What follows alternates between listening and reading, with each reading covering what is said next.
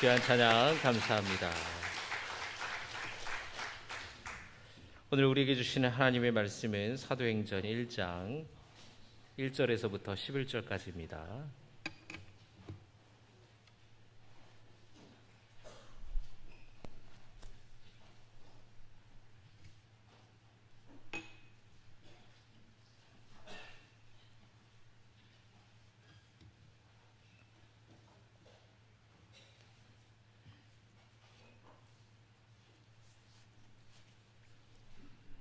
사도행전 1장 1절에서부터 11절까지의 말씀 봉독하겠습니다. 데오빌로여, 내가 먼저 쓴 글에는 물은 예수께서 행하시며 가르치시기를 시작하신부터 그가 택하신 사도들에게 성령으로 명하시고 승천하신 날까지의 일을 기록하였노라. 그가 고난받으신 후에 또한 그들에게 확실한 많은 증거로 친히 살아계심을 나타내사 40일 동안 그들에게 보이시며 하나님 나라의 일을 말씀하시느니라. 사도와 함께 모이사 그들에게 분부하여 이르시되 예루살렘을 떠나지 말고 내게서 들은 바 아버지께서 약속하신 것을 기다리라. 요한은 물로 세례를 베풀었으나 너희는 몇 날이 못되어 성령으로 세례를 받으리라 하셨느니라. 그들이 모였을 때에 예수께 여쭈어 이르되 주께서 이스라엘 나라를 회복하심이 이때니이까 하니 이르시되 때와 시기는 아버지께서 자기의 권한에 두셨으니 너희가 알 바 아니요 오직 성령이 너희에게 임하시면 너희가 권능을 받고 예루살렘과 온 유대와 사마리아와 땅끝까지 이르러 내 증인이 되리라 하시니라. 이 말씀을 마치시고 그들이 보는데 올려져 가시니 구름이 그를 가리어 보이지 않게 하더라. 올라가실 때에 제자들이 자세히 하늘을 쳐다보고 있는데 흰 옷 입은 두 사람이 그들 곁에 서서 11절의 말씀 같이 봉독합니다. 이르되 갈릴리 사람들아 어찌하여 서서 하늘을 쳐다보느냐? 하늘로 올려지신 이 예수는 하늘로 가심을 본 그대로 오시리라 하였느니라. 아멘. 한 주간 평안하셨습니까? 월요일 날 우리 부목사님한테 우리 교육자 단톡방에 사진이 하나 올라왔는데 코로나 간이 키트에 2줄이 나온 걸 올리면서 코로나에 확진됐다고. 저도 좀 몸이 이상했거든요.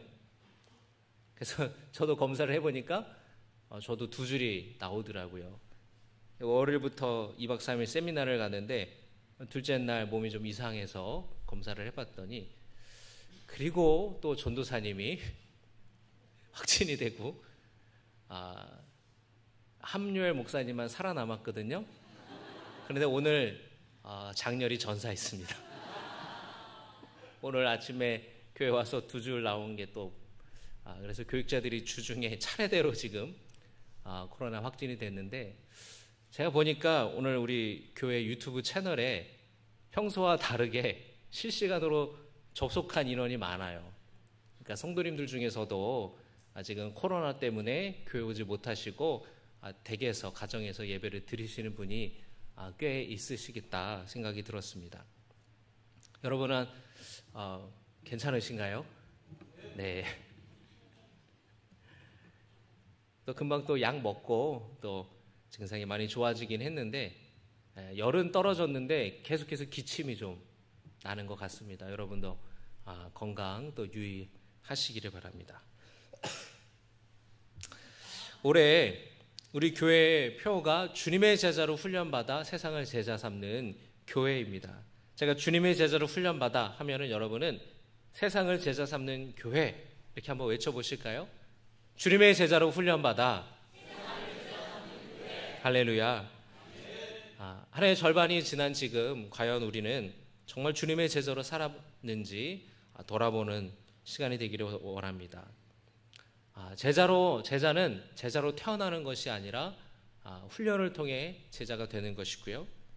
처음부터 믿음 좋은 사람이 있는 것이 아니라 신앙생활을 하면서 하나님 말씀을 배우고 또 믿음이 단단해지고 또 훈련을 통해 믿음이 성장해지고 또 우리 인격이 다듬어지는 것이에요.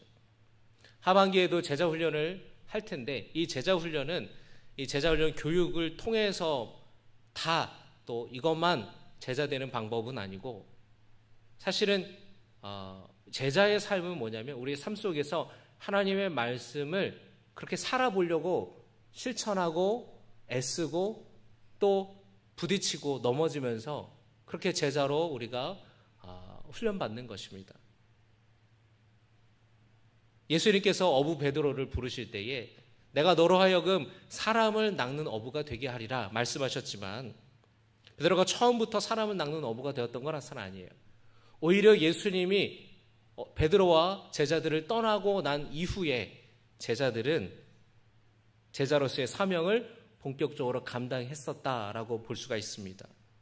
예수님과 함께 있을 때 훈련받고 예수님이 떠나신 이후에는 세상을 제자 삼는 그런 제자의 사명을 감당하기 시작했던 것입니다. 남은 반년 동안 사도행전의 말씀을 우리가 함께 나누면서 사도행전에 기록된 제자들이 어떻게 살았고 어떻게 세상을 제자 삼았는지 살펴보는 시간이 되기를 소원합니다. 그리고 이 사도행전의 말씀을 통해서 배운 제자들의 삶을, 또 성령께서 역사하신 그 놀라운 일들을 우리 삶에서 실천하고 우리 삶에서 경험할 수 있는 귀한 시간이 되기를 소원합니다. 먼저 사도행전에 관한 말씀을 잠깐 설명을 해드리면은, 이 사도행전의 저자는 누가입니다. 이 누가는 이 사도행전을 통하여서 초대교회 성도들의 삶, 제자들의 삶이 어떠했는지를 전하고 있는데요. 어떻게 복음이 예루살렘부터 시작하여서 이방 세계의 가장 심장부라고 할 수 있는 로마까지 전해줄 수 있었는지에 대해서, 또 그 과정 가운데에 성령께서 행하신 일들을 기록하고 있습니다. 이 누가는 바울의 동역자였어요. 바울과 함께 전도여행을 다니기도 했고 바울이 로마에 투옥됐을 때 함께 투옥되기도 했습니다. 그리고 신약 성경의 저자 중에 유일하게 유대인이 아닌 이방인이었습니다. 누가는 이 사도행전을 기록하면서 데오빌로라는 사람에게 이 글을 써서 보내게 되는데요. 1절의 말씀을 여러 번 한번 같이 보겠습니다. 1절입니다. 시작. 데오빌로여 라고 되어 있죠. 이 사도행전을 받는 사람이 데오빌로입니다. 그런데 이 데오빌로가 사람 이름이 아니에요. 데오빌로라는 것은 하나님이라는 뜻의 헬라어인 테오스와 사랑이라는 뜻의 헬라어인 필레오가 합쳐진 말이에요. 그래서 데오빌로라는 말은 하나님을 사랑하는 자라는 뜻입니다. 별명이에요. 참 여러분 좋지 않습니까? 하나님을 사랑하는 자. 누군가가 여러분을 부를 때 하나님을 사랑하는 자라고 부른다면 얼마나 귀합니까? 이 사람이 굉장히 신실한 믿음의 사람이었다라는 것이에요. 우리 옆에 있는 분들과 또 앞뒤 있는 분들과 함께 인사합시다. 데오빌로가 되시기 바랍니다. 하나님을 사랑하는 자가 되시기 바랍니다. 아멘. 여러분들이 이렇게 불려지기를 원합니다. 얼마나 귀한 믿음이 있었으면 그 별명이 하나님을 사랑하는 자였을까요? 이 누가는 이 데오빌로에게 편지하면서 이 사도행전을 보내면서 뭐라고 이야기합니까? 1절을 같이 한번 보겠습니다. 시작. 데오빌로여 내가 먼저 쓴 글에는, 자, 사도행전 1절에 먼저 쓴 글, 뭔가 데오빌로에게 앞서서 먼저 뭔가 글을 보냈다라고 하는 거죠. 이게 뭘까요? 누가복음이에요. 누가복음을 데오빌로에게 먼저 이걸 써서 보냈습니다. 그리고 두 번째로 사도행전을 기록하여서 보낸 거예요. 누가복음은 예수님과 제자들의 행적을 기록한 것이고, 사도행전은 예수님이 떠나간 이후에 제자들의 초대교회 삶이지 않습니까? 그런데 이것을 왜 데오빌로에게 보냈을까요?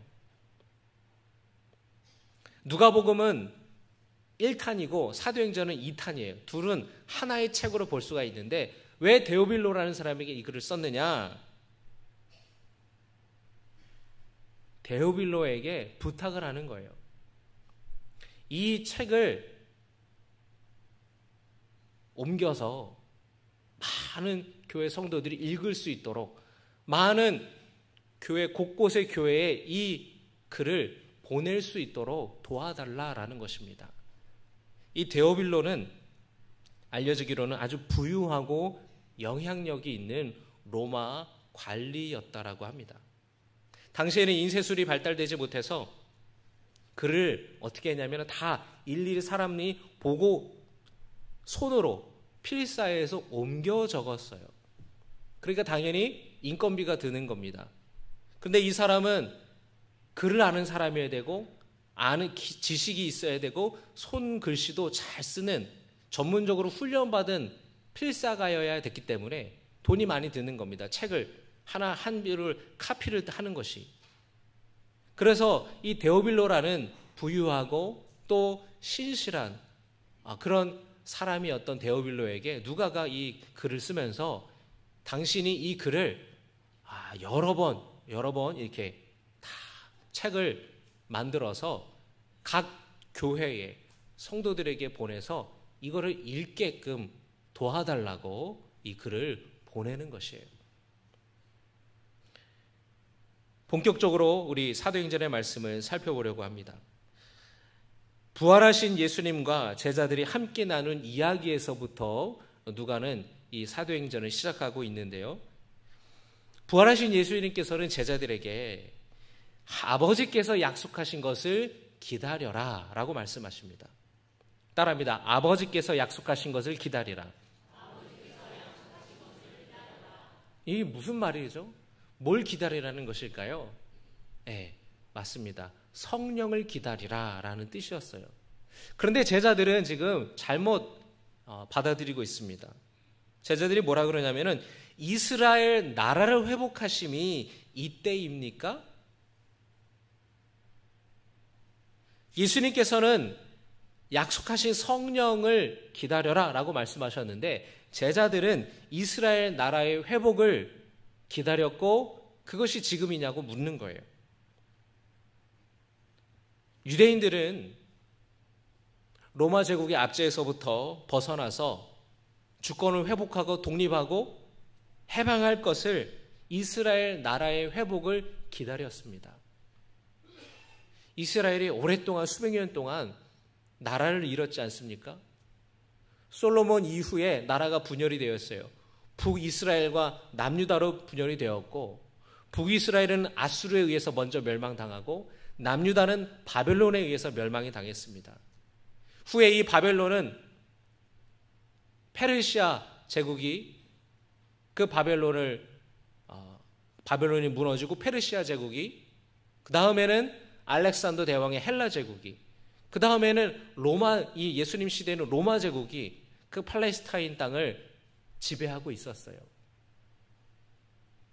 오랫동안 나라를 잃고 살았을 때에 유대인들의 마음에는 구약 성경의 예언자들에게 하나님께서 예언하신 그 회복의 때를 기다리고 있었고 그 메시아를 기다리고 있었는데 이 메시아를 정치적인 메시아, 정치적인 해방, 정치적으로 주권을 회복할 수 있는 그런 메시아로 이해해 왔습니다. 예수님에 대한 기대도 그랬어요. 그랬던 예수님이 로마 군인들에게 힘없이 이 제사장들이 보낸 군인들에게 붙잡히시고 신문당하시자 그들의 그 정치적인 메시아를 기대했던 기대가 소망이 무너지니까 예수님을 십자가라고 못 박으라고 그렇게 선동되었던 것이에요.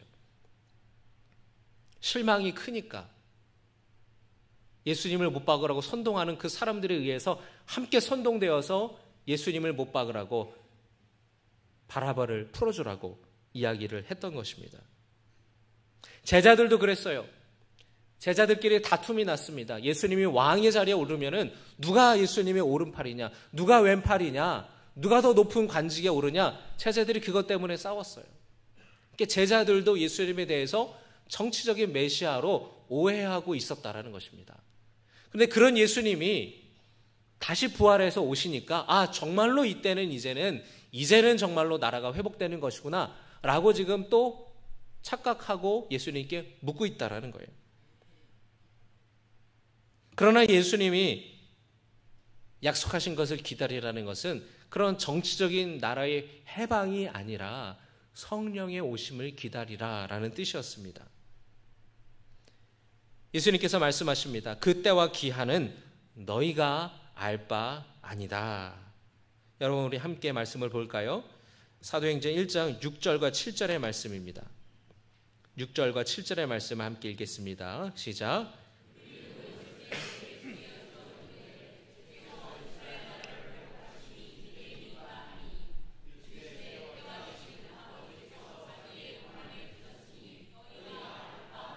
예수님이 뭐라고 하셨습니까? 그때와 기한은 너희가 알 바가 아니다. 하나님의 나라, 이 해방이 언제 올지에 대해서는 하나님께 달려있는 것이니 너희들은 그것에 대해서 궁금해할 필요가 없다.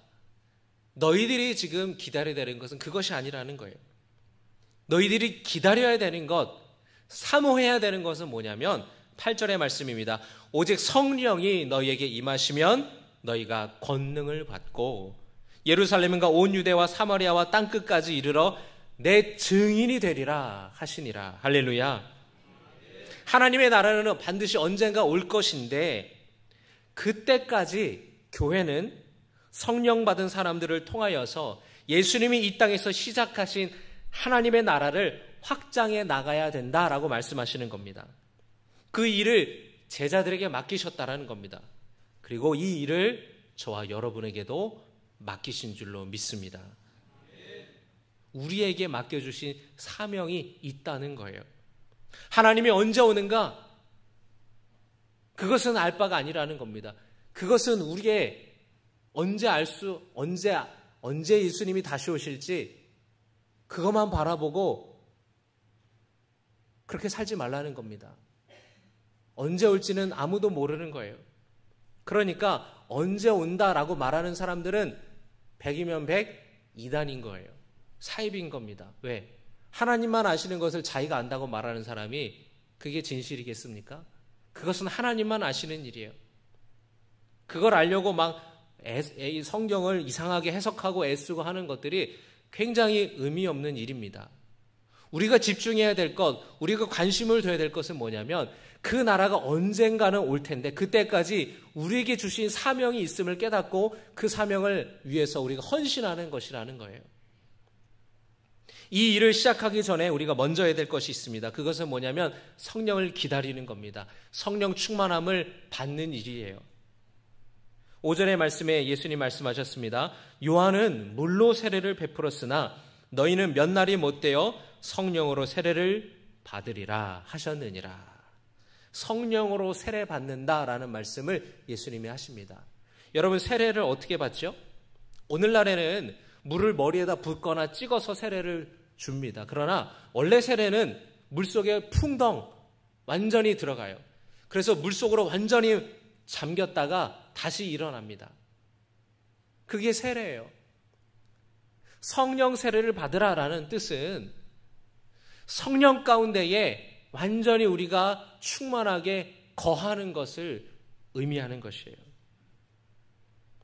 성령의 임재 가운데에 우리가 완전히 들어가는 것을 의미하는 것입니다.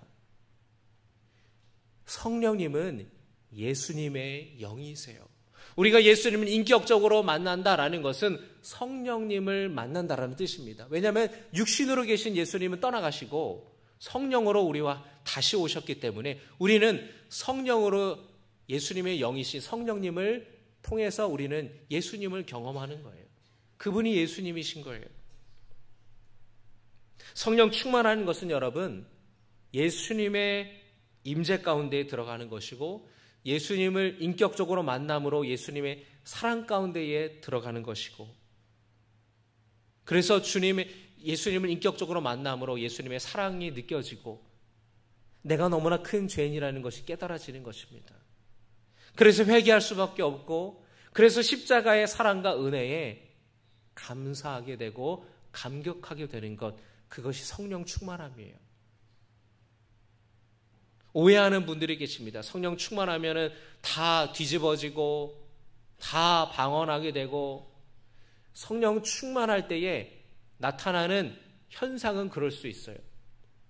그러나 그게 전부라고 할 수는 없습니다. 성령 충만한 것은 예수님의 영이신 성령님을 인격적으로 만나면서 내 안에 주님의 사랑이 넘쳐나고 그 주님의 사랑에 충만하게 내가 임하는 것을 의미하는 것이에요. 내 안에 주님의 사랑으로 내 마음의 가슴이 뜨거워지게 되고 왠지 모를 그 뜨거움이 가슴 깊은 곳에서 올라오고 가슴이 뭉클하게 되고 감동이 일어나고 감격이 일어나는 것. 우리가 예수님을 인격적으로 만날 때에 내 마음에 성령께서 어루만져 주시는 것을 우리는 경험하게 되는 것이에요. 그 주님을 경험하면 주님을 전하지 않을 수 없게 되는 것입니다. 우리가 어떤 것을 경험했을 때에 정말 좋은 효과를 봤어요. 그러면 여러분 다른 사람에게 전하지 않을 수가 없어요. 여러분 생각해 보세요.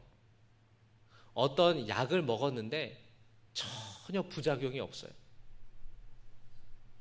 근데 살이 쫙쫙 빠져요. 그러면은 여러분 그거 어떻게 해요?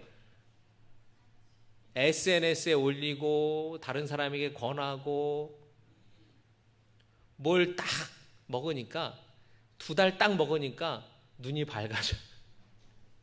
다리에 힘이 생겨요. 주름이 없어지고 젊어지는 것 같아요. 그러면 여러분 어떻게 했습니까? 다른 사람들한테 막 전할 거예요. 왜? 내가 경험하고 그 효과를 내가 봤으니까 전하지 않을 수가 없는 겁니다. 여보 이거 좀 먹어봐. 여보 얘들아 이거 좀 먹어봐. 막 권사님 이거 좀 드셔보세요. 목사님 이거 좀 드셔보세요. 이 귀한 거예요. 귀한 거. 그러지 않겠습니까? 여러분 우리가 정말로 예수님을 인격적으로 경험하고 주님의 사랑을 경험하고 나를 향한 십자가의 은혜가 느껴지고 감격하게 되면은 그 주님을 전하지 않을 수 없게 된다라는 것이에요. 예수님 만나보세요. 예수님이 너무 좋아요. 예수 믿고 구원받는 것이 얼마나 큰 복인지 몰라요. 주님을 전하지 않을 수 없게 된다라는 거예요. 아무도 발견하지 못한 보화를 발견하게 된다라는 것이에요. 그것이 바로 성령 충만함이라는 것입니다. 여기에서부터 초대교회의 부흥이 시작된 것입니다. 항상 부흥은 예수님을 인격적으로 만나고 그 사랑과 죄사함의 은혜를 깨닫게 된 사람들로부터 시작이 되었어요. 올해가 감리교 선교사였던 하디 선교사의 회심 120주년이 되는 해입니다. 그래서 우리 교단에서는 여러 가지 큰 행사들을 준비하고 있는데요. 역사적으로 볼 때 1907년 평양 대부흥운동 들어보셨죠? 평양 장대현 교회에서 일어난 회개운동에서부터 한국 교회의 부흥이 시작됐다고 말합니다. 그런데 1907년에 갑자기 시작된 것이 아니었어요. 이미 그 전부터 회개운동이 무르익기 시작했어요. 여러분 물이 100도씨에서 끓죠. 물이 끓는 걸 보면서 물이 100도씨구나라는 것을 봅니다. 그런데 사실은 99도도 100도와 별 차이 없지만 99도에서는 물이 끓지 않잖아요.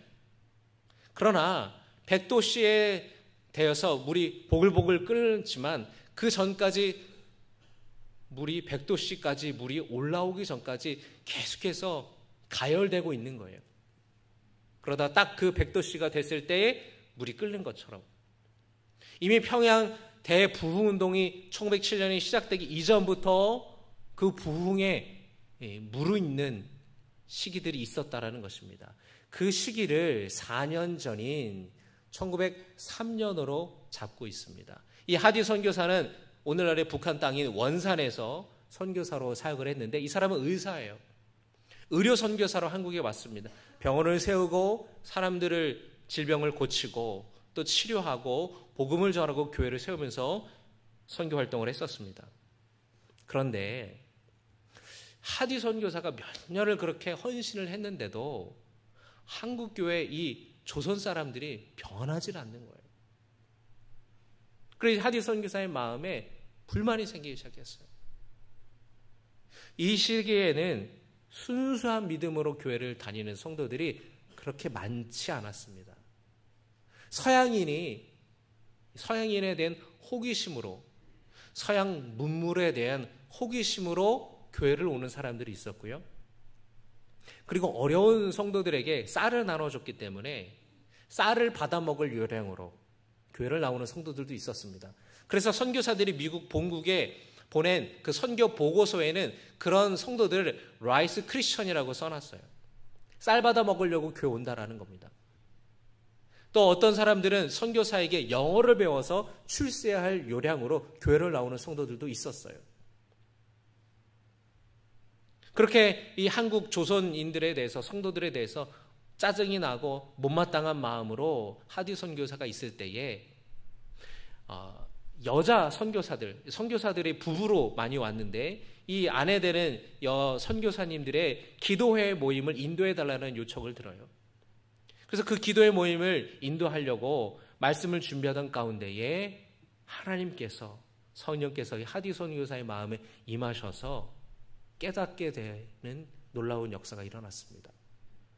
하디 선교사가 그 기도회를 인도해달라는 요청을 받고 기도하고 또 말씀을 준비하다가 자기 자신을 돌아보게 되었다라는 거예요. 믿음에 대해서 설교했지만 정작 자신에게는 내가 설교한 그 믿음이 있는가? 자신이 없는 겁니다.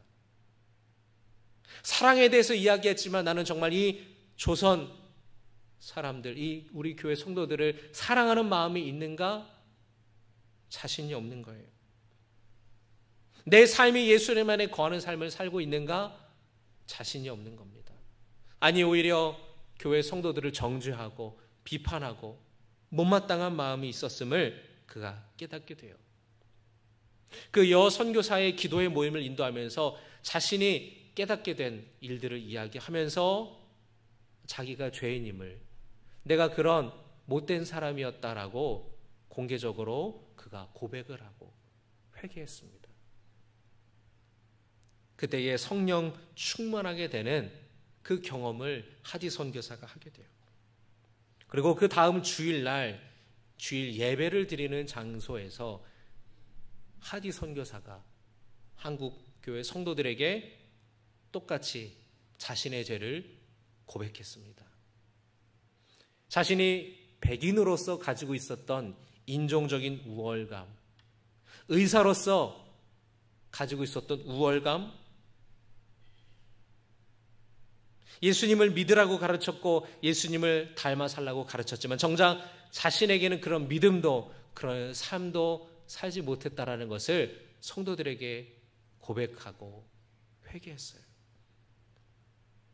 그런데 그 가운데에 하나님이 얼마나 놀랍게 역사하시는지 그 이야기를 들은 성도들이 한 사람씩 흐느껴 울기 시작했다라는 거예요. 아니라고, 선교사님, 나도 죄인이라고, 나도 그런 몹쓸 사람이라고. 성도들이 하디 선교사의 눈물의 회개의 기도로 시작된 그 예배 시간이 모든 성도들이 다 자신의 죄를 고백하며 눈물 흘리며 회개하는 그런 성령 충만한 예배의 자리가 되었었다라는 거예요. 하디뿐만 아니라 다른 선교사들도 하디와 같이 자신이 선교사로서 하디와 같은 마음이 있었음을 회개하고 고백하기 시작했고 그들이 목회하고 있었던 교회 성도들에게도 똑같이 회개 운동이 일어나기 시작했다는 겁니다. 그렇게 원산에서부터 그렇게 시작되었던 회개 운동. 그래서 예배할 때에, 집회할 때마다, 기도할 때마다 자신의 죄를 고백하고 눈물로 회개하는 이 놀라운 운동이 1907년에 이르기까지 몇 년 동안 계속해서 일어나고 있었다라는 겁니다. 1907년 평양 장대현 교회에서 부흥회가 열렸어요. 낮에는 나가서 전도하고 그리고 그 전도한 사람들을 데리고 같이 저녁에는 모여서 함께 집회를 드리고 기도하고 말씀을 듣는 그런 뜨거운 부흥회를 열고 있었는데, 부흥회 마지막 날이었습니다. 여러분, 부흥회 마지막 날이면은 제일 뜨거운 시간이잖아요. 그런데 평소와 다르게 분위기가 냉랭하고 답답했다라는 겁니다. 그런데 그때 한 사람이 일어나서 눈물로 자신의 죄를 고백하기 시작했어요. 그 사람이 누구냐? 길선주 목사님이었습니다. 그때는 장로였어요.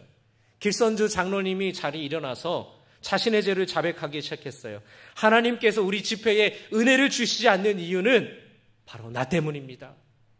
1년 전에 내 친구가 세상을 떠날 때에 유산을 내게 맡기면서 잘 관리해달라고, 잘 돌봐달라고 부탁을 했는데 내가 그 친구의 유산을 갈취했습니다. 나의 그 죄를 회개합니다. 내 죄를 회개하지 않아서 이 집회가 이렇게 되었습니다. 그 길선주 장로님이 일어나서 그렇게 고백하자 다른 사람들이 너도 나도 자신의 죄를, 은밀한 죄, 다른 사람이 알지 못하는 죄, 그 죄들을 고백하기 시작했고 눈물로 주님 앞에 회개하며 떼굴떼굴 구르며 새벽녘까지 그렇게 기도하는 일들이 시작이 되었고, 그 평양 장대현 교회에서부터 이 놀라운 회개운동이 폭발적으로 일어났다. 이것이 우리나라 한국교회의 부흥의 시작이라는 겁니다. 예수님의 영이신 성령의 임재를 경험할 때에 우리 안에 일어나는 변화가 있다라는 것이에요. 예수님의 사랑을 깨닫게 되고 나의 죄가 깨닫게 되고 내가 그전에는 깨닫지 못했던 것들이 죄라는 것이 깨닫게지게 되는 거예요. 한국교회 성도들이 그전에는 축첩제도가 죄라고 생각하지 않았어요. 도박하는 것이 죄라고 생각하지 않았어요. 술에 빠져 있는 것이 죄라고 생각하지 않았습니다. 그 당시에 많은 사람들이 거기에 빠져 있었어요. 나라를 잃고 소망이 없는 그 시대에 양반이고 할 것 없이 많은 사람들이 술에 빠져 있었고, 많은 사람들이 도박에 빠져 있었고, 많은 사람들이 첩을 두고 살아갔는데, 복음을 제대로 듣고 나서 성령님을, 예수님을 인격적으로 경험하고 나니까 그 모든 것들이 다 죄라고 여기지 않았던 것들이 죄로 다가오게 되는 것이에요. 그들의 삶이 달라졌다라는 거예요. 달라진 삶으로부터 부흥이 시작되었다라는 것입니다. 예수님을 전하지 않을 수 없게 되는 거예요. 내 삶에 주님이 역사하신 것들이, 내 삶에 일어난 변화들을 전하지 않을 수 없게 되었다는 것입니다. 김익두 목사님의 일화를 아시죠? 유명한 깡패였대요. 유명한 깡패였대요. 눈도 마주치고 싶어 하지 않았답니다. 시장 바닥에 나면 막 완전히 난리를 치고. 그런데 이 김익두 목사님이 예수를 믿고 변화되었어요. 사람들이 김익두가 변화됐대, 김익두가 새 사람 됐대, 말도 안 돼. 사람이 어떻게 변해? 정말이래. 어떤 사람이 무릎 한 바가지를 끼얹었대요. 사람들이 다 지켜보고 있는 겁니다. 김익두 목사님이 허허허 웃으면서 예수는 내가 믿는데 복은 당신이 받는구려. 평소와 같았으면 벌써 한 방 날아갔는데 그러지 않는다라는 거죠. 그 변화된 삶을 통해서 부흥이 일어나기 시작했다라는 것이에요. 성령께서 함께 하시면, 성령께서 임재하시면 주님이 능력 주시고, 주님이 담대함 주시고, 주님이 지혜와 길을 열어 주신다라는 것입니다. 할렐루야. 오직 성령이 너희에게 임하시면 너희가 권능을 받고 예루살렘과 온 유대와 사마리아와 땅끝까지 이르러 내 증인이 되리라. 할렐루야. 주님은 지금도 제자들을 찾으십니다. 하나님의 일에, 복음에 헌신할 제자들을 찾고 계세요. 나이가 많고 적음이 문제가 되지 않습니다. 내가 가진 것이 많고 적음이 문제가 되지 않아요. 내 지식이 문제가 되지 않습니다. 제자들에게 요청되는 것은 바로 하나님 앞에 헌신하는 마음이에요.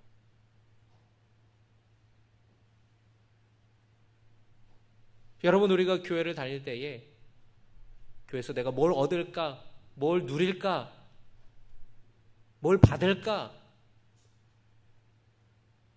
그렇게 생각하기보다는 주님의 몸된 교회를 위해서 내가 어떻게 헌신할까, 그것을 묻는 성도들이 되었으면 좋겠습니다. 내가 주님의 제자로 주님을 위해서 내가 무엇을 할 수 있을까? 어떤 분들은 교사로 헌신하고, 어떤 분들은 찬양팀 성가대로 헌신하고, 어떤 분들은 보이지 않는 곳곳에서 헌신을 하고 계시죠. 한마음 되어서 우리가 헌신하며 주님의 복음을 전할 수 있기를 주님의 이름으로 축복합니다. 복음이라는 말이 원래는 우리가 알고 있는 뜻이 아니었어요. 1세기 로마 제국에서 새로운 로마 황제가 황제의 자리에 즉위를 하면은 전령들을 보내서 온 나라 구석구석에 새로운 황제가 즉위했다라는 소식을 전했습니다. 그것을 복음이라 그랬어요. 기쁜 소식. 전쟁에서 승리했다라는 소식을 전령들이 제국 방방곳곳에 다니면서 그 소식을 전했습니다. 그 소식을 기쁜 소식, 복음이라고 이야기를 했어요. 그런데 제자들은 이 복음이라는 말을 새롭게 재해석하기 시작했어요. 예수님이 이 땅에 오신 것이 기쁜 소식이다. 예수님이 이 땅에 왕으로 오신 것이 복음이다. 하나님의 나라가 시작된 것이 복음이다. 하나님의 나라의 통치가 시작된 것이 복음이다. 예수님이 십자가에 달려 죽으심으로 말미암아 구원의 문이 열린 것이 기쁜 소식이고 복음이다 라고 말하며 온 유대와 사마리아와 땅끝까지 전하면서 이 소식을 전했던 것이 그 전령이 되어서, 그래서 복음이라는 말은 초대교회에서 로마 황제가 즉위하고 전쟁에서 승리한 것이 아니라 예수님이 이 땅에 오신 것이 복음이고, 구원의 문이 열린 것이 복음이고, 하나님의 나라가 시작된 것이 복음이라는 것으로 전하기 시작했다라는 것이에요. 여러분, 놀랍지 않습니까? 성령 충만함을 경험한 제자들은 달라졌어요. 예수님을 3번이나 부인했던 베드로는 예수님을 담대하게 복음을 전했습니다. 누구 앞에서 전했습니까? 예수님을 붙잡아서 예수님을 십자가에 못 박게 했던 대제사장과 제사장들과 유대 종교 지도자들 앞에서 담대히 복음을 전하였어요. 안진뱅이를 일으켰습니다. 스데반은 믿음을 지키며 순교하였어요. 사도 바울은 예수님을 박해하는 사람이었는데 그가 이방인을 위한 사도로 부름받아서 로마 전역을 돌아다니면서 주님의 복음을 전하였습니다. 성령으로 충만한 초대교회 성도들은 하나가 되었어요. 누가 힘들고 어려운 사람이 있으면 내 것 있고 구별 없이 나의 것을 기꺼이 나누면서 함께 살았습니다. 헌신하는 사람이 제자예요. 제자 훈련 그 교육과정 받은 게 제자가 아니라 그 모든 과정, 모든 걸 통해서 우리가 해야 되는 건 뭡니까? 헌신하는 삶을 살아갑니다. 복음을 위해 헌신하는, 주님을 위해 헌신하는 사람으로 살아가는 것이 제자라는 것이에요.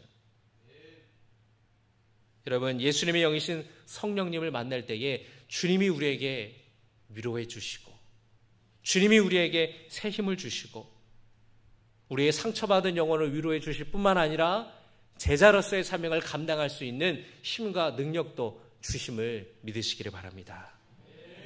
성령님을 경험하여서 주님의 제자로 헌신하는 삶을 살아갈 수 있기를 주님의 이름으로 축복합니다. 우리 함께 찬양하기 원합니다. 성령이 오셨네 함께 찬양하시겠습니다.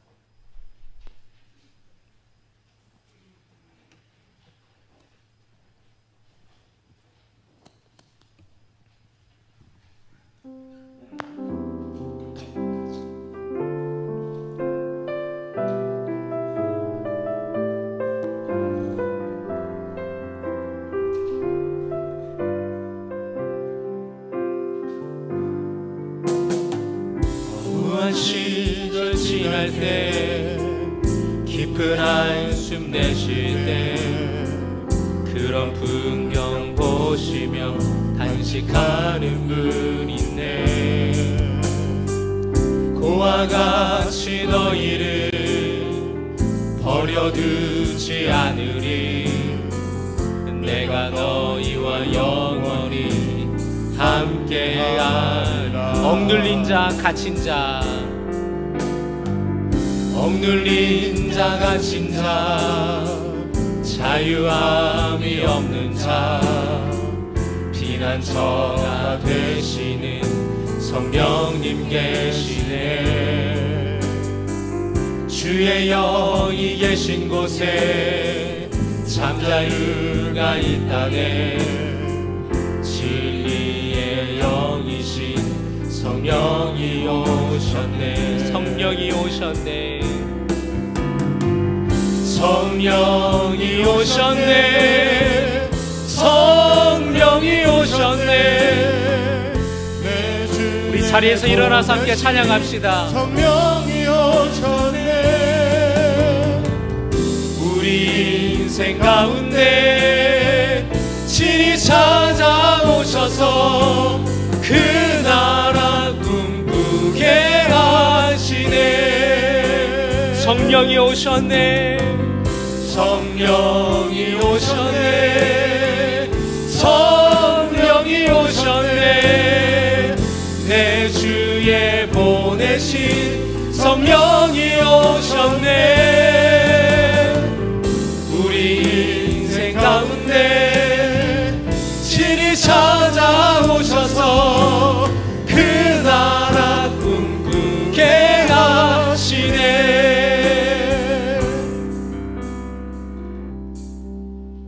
하나님, 오늘 말씀을 통해서 은혜를 주시니 감사합니다. 예수님께서는 제자들에게 성령으로 세례를 받게 될 것이라고 말씀하셨습니다. 성령이 임하시면 권능을 받고 땅끝까지 이르러 당신의 증인으로 될 것이라고 말씀하셨습니다. 주님은 우리에게도 성령으로 세례를 받고 권능을 받고 증인의 제자의 삶을 살라고 말씀하십니다. 주님, 이 시간에 성령이 오셔서 우리 가운데 임하여 주시옵소서. 예수의 영이신 성령으로 충만케 하여 주시옵소서. 우리 안에 있는 두려움을 몰아내어 주시고 우리를 위로하여 주시고 성령의 능력을 힘입어 예수님을 전하는 증인의 삶을 살게 하여 주시옵소서. 분열되고 찢겨진 우리를 하나 되게 하여 주시고 우리의 죄의 뿌리가 뽑히고 열매 맺는 삶이 되게 하여 주시옵소서. 담대하게 예수님을 전하며 제자로 헌신하는 삶을 사는 결단하는 성도들의 마음을 기억하여 주시고 역사하여 주시옵소서. 이제는 우리 주 예수 그리스도의 은혜와 하나님 아버지의 놀라우신 사랑과 예수의 영이신 성령께서 능력 주시고 교통하시는 주님의 능력을 힘입어서 제자로 살기 원하는 주님의 자녀들 머리 위에 이제부터 영원까지 함께 하시기를 간절히 축원하옵나이다.